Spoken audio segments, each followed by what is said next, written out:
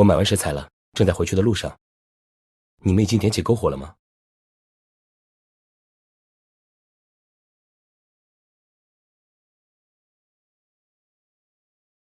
室内首今天下午也播放过的《Time After Time》。光是听到歌曲声，我就能想象到现场热闹的景象了。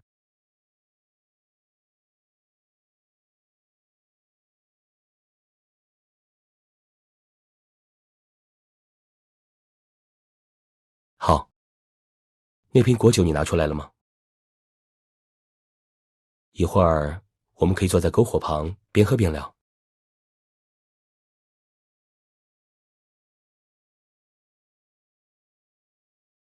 这句话不只有我一个人要记住。我好像隐约听到了音乐声，看样子应该马上就要到了。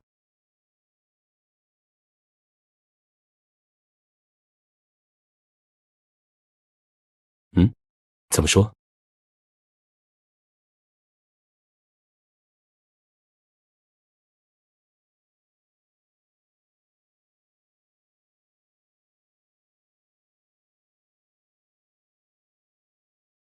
怎么感觉今天我想说的话都被你抢先了？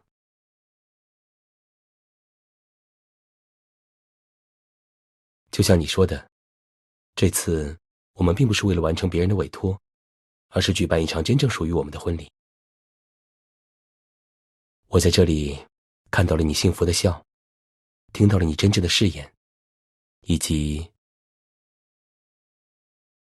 收到了你的手捧花。有关你的一切都让我更加的喜欢这里。